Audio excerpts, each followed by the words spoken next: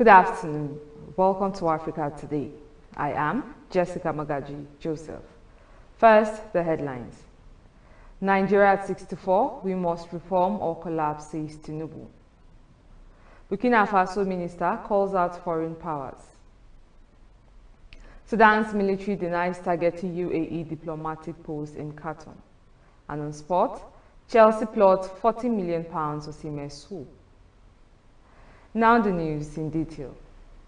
Nigeria's President Bola Tinubu on Tuesday stated that Nigeria must either reform for progress and prosperity or continue with business as usual and risk collapse. He said his administration, upon taking over the leadership of the country 16 months ago, decided to reform the political economy and defense architecture, given the critical juncture the country found itself. He lamented that Nigeria found itself in a precarious situation because of the missed opportunities and mistakes of the past, while calling on Nigerians not to allow the mistakes to follow the country into the future.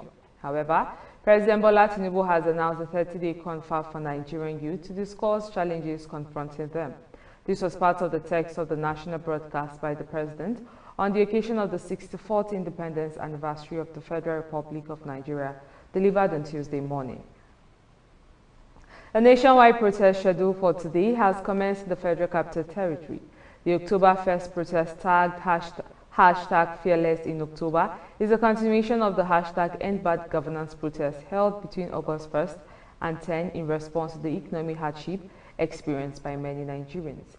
The Director of Mobilization, Take It Back Movement, Damilare Adinola, lamented the hardship in the country, which he attributed to the policies of the federal government.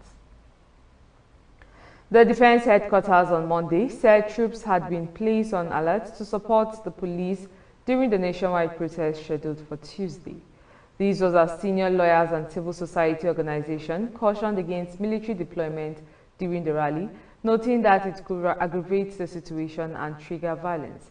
The recent End Bad Governance protest resulted in violence in parts of the country, especially in the north, which led to the looting of shops and warehouses, while some participants waved the Russian flag and demanded a regime change.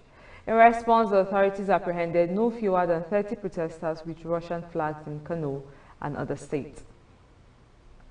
When we return, news from other parts of West Africa. Please stay with us.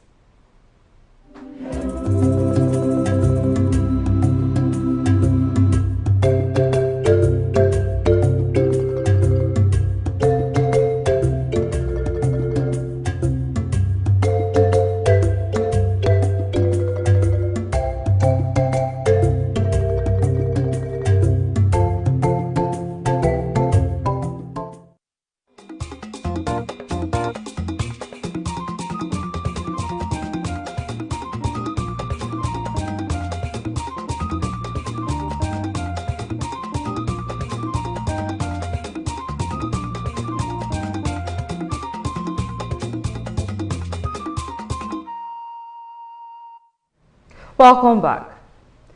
As several labor unions in Ghana education sector prepare for a meeting with the Minister of Education on Tuesday, October 1st, there is growing skepticism among union leaders regarding the potential for meaningful outcomes.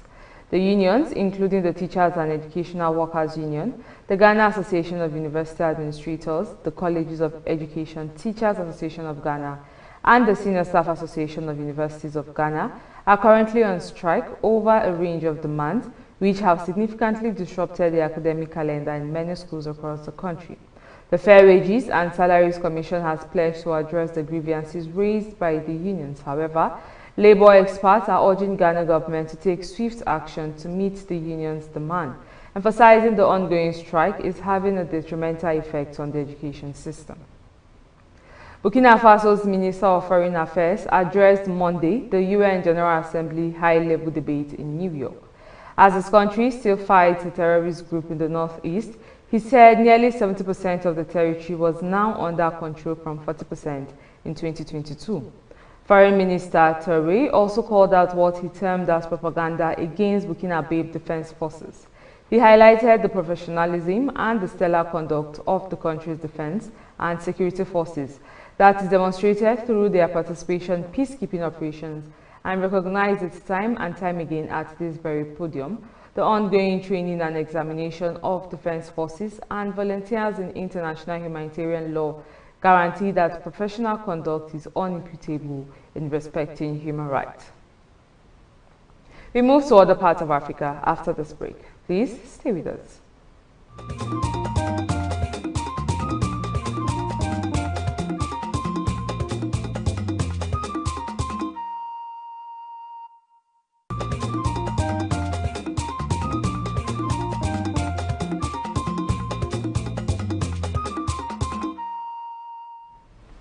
Thanks for staying with us. Sudanese army has blamed the RSF for carrying out shameful and cowardly attack on UAE ambassador's residence. Sudan's military government has refuted accusations from the United Arab Emirates that its forces have bombed its ambassador's residence in Khartoum, pointing instead at the rival paramilitary rapid support forces. The UAE earlier on Monday said the diplomatic post was attacked by a Sudanese military aircraft, condemning it as a heinous attack. The government in Khartoum, which is in the midst of a new push to retake the capital, has previously accused the UAE of supporting the RSF, with which it has been entangled in war for more than a year.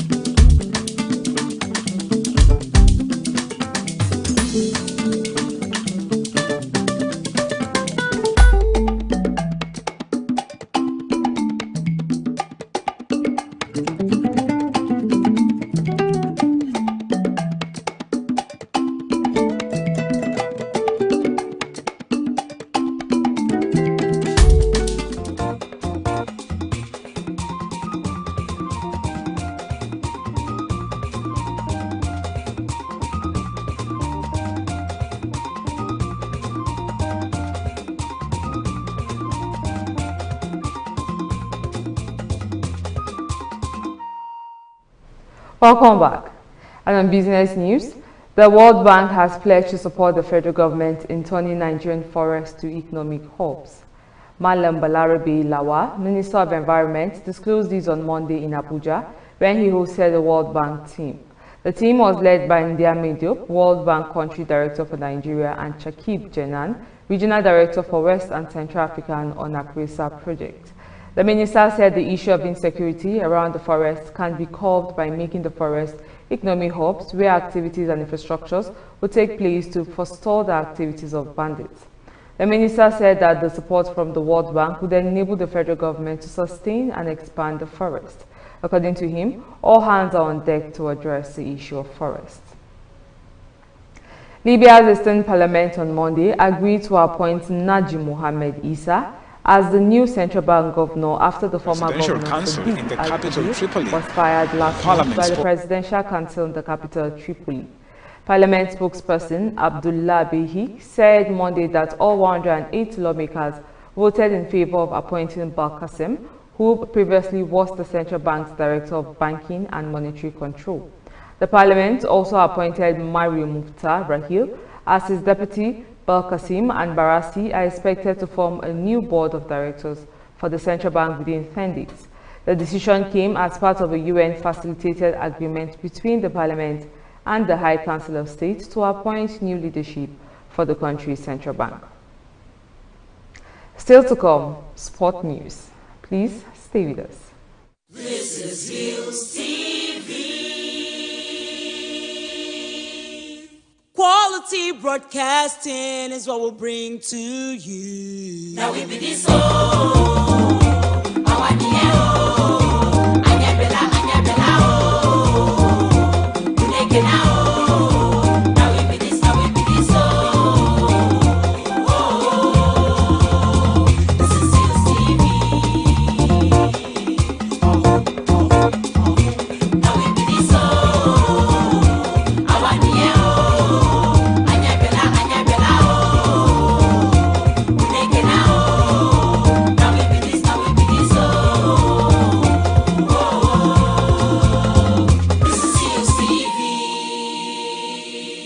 Hillstv, Poker.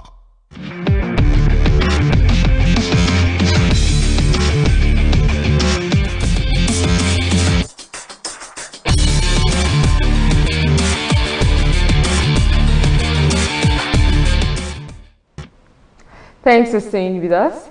And on sports news, Abia Warriors head coach Imama Amakpabu says his team is still a work in progress. The Umaya club recorded their first win of the new season against Kano Pillars. Amakpabu said he is trying to change the philosophy, mentality and orientation of his players. He believed that the victory would boost the team's morale ahead of subsequent games. Chelsea are plotting a January sweep for Nigerian striker Victor Osimhen, with transfer expert Fabrizio Romano confirming the Blues' interest. Romano told Courts of Said that Chelsea might be preparing a £40 million bid for the Napoli striker when the transfer window reopens in January. He, however, clarified that no negotiations are currently ongoing despite reports of behind-the-scenes preparation at Stamford Bridge. Osimhen, who is currently on loan at Galatasaray, has hit the ground running in Turkey, netting twice in a thrilling 3-3 draw against Kasimpasa last weekend. The 25-year-old Brace saw him etch his name in Galatasaray's history book as the first player to register 4 more goal contributions in the first 3 Super League games since Bafetimbi Gomis in 2017. The Nigerian international's future remains uncertain, with his contract with Napoli set to expire in July 2025. And that's the sport news on Africa Today. We move to the rest of the news after this break. Please stay with us.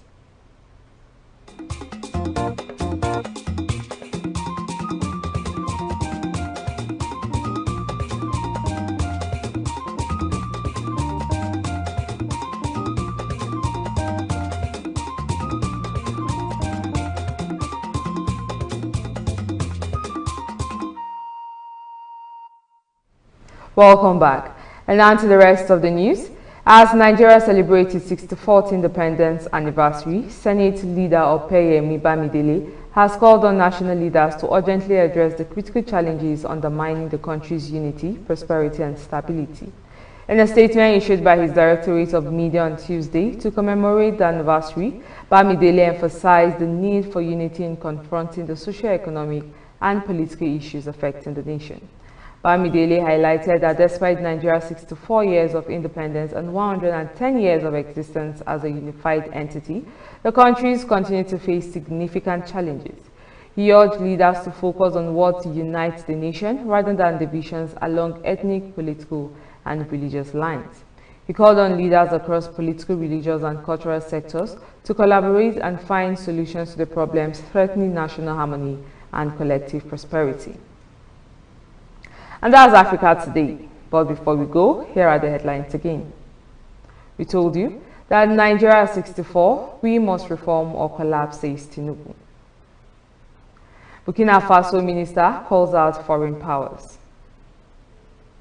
Sudan's military denies targeting UAE diplomatic post in Khartoum. And on sport, Chelsea plots £40 million Osimhen swoop. Remember to visit us on Facebook at Hillstv Abuja, Instagram at Hillstv Abuja, and subscribe to our YouTube channel at Hillstv. I am Jessica Magaji Joseph. Thanks for watching.